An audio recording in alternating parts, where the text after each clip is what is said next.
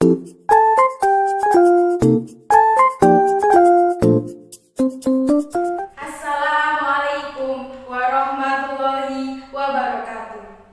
Perkenalkan, nama saya Nadila Khotrunada dari Prodi Pendidikan Bahasa dan Sastra Indonesia semester 2 NIM 2103-2002. Alhamdulillah, wassalatu wassalamu ala rasulillah wa ala alihi wa sahbihi wa mawala. Rabbi shrahli sadri wa yassirli amri wahlul 'uqdatam min lisani yafqahu qawli, amma ba'du.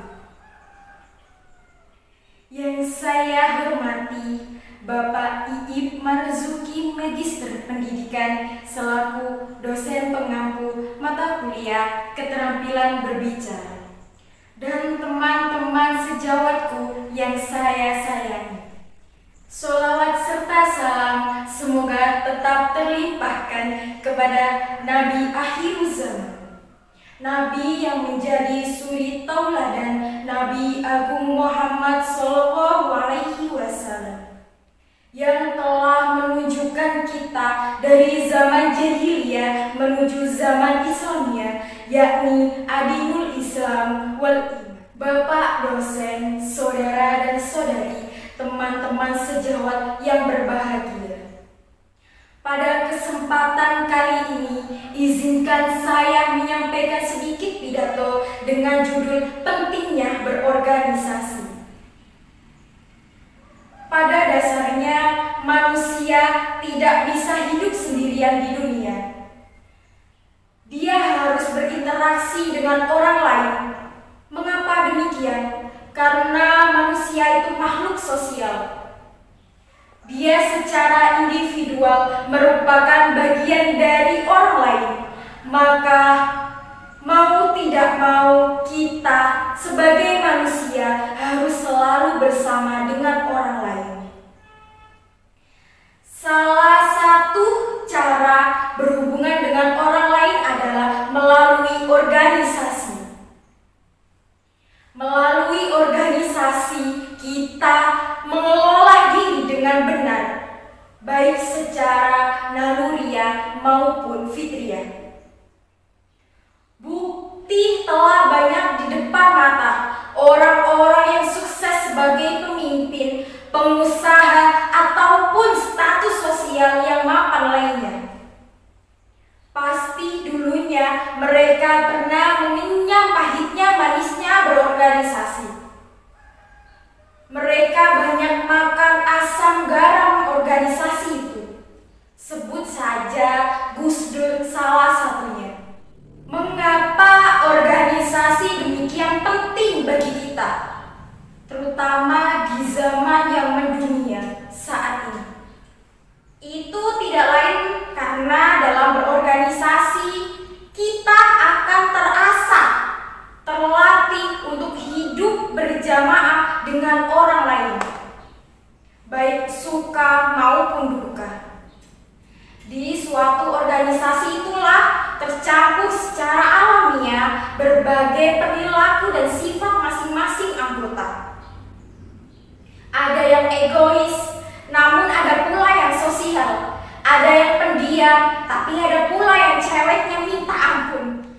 Nah, dalam kebersamaan di organisasi itulah akan terbentuk secara alamiah manusia sempurna dalam arti psikologis, yakni manusia yang mampu kapan saatnya menempatkan posisi dirinya sebagai individu dan kapan pula dia harus lebih mementingkan kepentingan organisasi demi kepentingan bersama pula.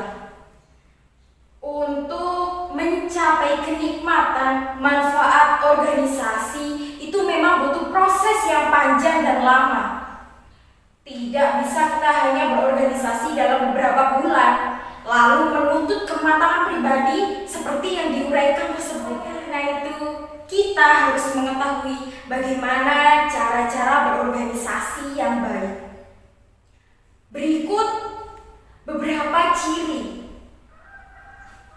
ciri berorganisasi dengan baik. Yang pertama, organisasi harus memiliki anggota yang jelas identitasnya dan kualitasnya. Untuk saat ini, setiap organisasi yang modern pasti menuntut para anggotanya memiliki KTA, kartu tanda anggota. Maka tidak dibenarkan istilah romli atau rombongan liar yang merupakan kumpulan talak alias anggota gelap dari sebuah OTB, singkatan dari organisasi tanpa bentuk. Kedua, organisasi harus memiliki pula identitas yang jelas tentang keberadaannya dalam masyarakat.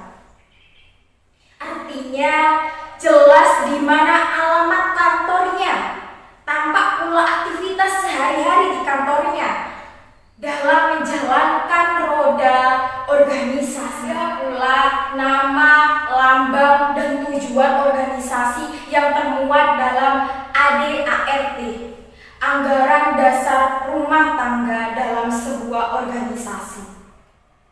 Demikian pula struktur organisasinya. Masih banyak lagi yang bisa membuktikan keberadaan organisasi itu di mata masyarakat. Jika identitas tak jelas, maka jangan salahkan masyarakat bila menaruh curiga terhadap organisasi itu. Ketiga, organisasi harus memiliki pemimpin serta susunan manajemen yang juga jelas pembagian tugasnya. Masing-masing bagian revisi maupun saksi juga aktif memainkan peran. Sangat ganjil dan dipastikan sakit parah jika organisasi itu yang tak nampak paling aktif adalah ketuanya, sehingga tampak seperti pertunjukan sirkus meso dalam manajemen organisasi itu. Keempat, dalam setiap aktivitas organisasi harus mengacu pada manajemen yang sehat. Misalnya, ada 3 tahapan dalam menjalankan roda organisasi, yaitu planning, action, dan evaluasi. Ketiga tahapan itu selalu dimusyawarahkan dalam melibatkan sebanyak mungkin anggotanya, terutama saat melewati tahap action. Dalam manajemen itu, yang juga harus mendapat perhatian serius adalah administrasi. Surat bernomor, kop surat, dan ciri-ciri administrasi lainnya yang lazim ada di sebuah organisasi. Karena administrasi merupakan jantungnya organisasi. Yang kelima, organisasi harus mendapat tempat di hati masyarakat sekitarnya. Artinya, organisasi itu dirasakan benar manfaatnya bagi masyarakat, maka kegiatan organisasi dituntut untuk mengakar kepada kebutuhan anggota khususnya, bahkan untuk masyarakat di sekelilingnya. Jika kelima syarat organisasi sehat itu sudah ada, maka jangan ragu untuk berkiprah di organisasi itu.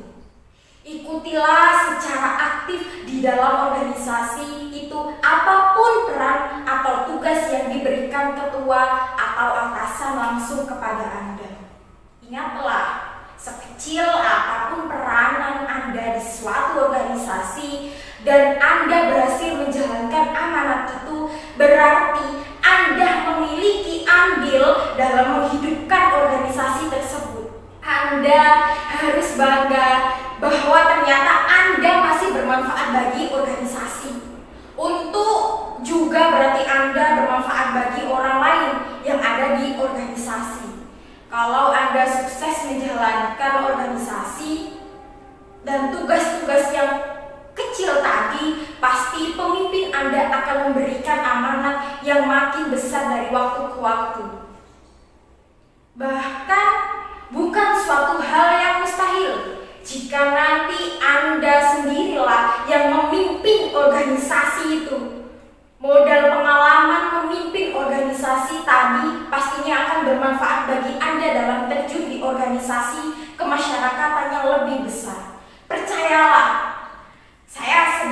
punya pantun. Malam bercahaya kunang-kunang, buah sukun buah pepaya.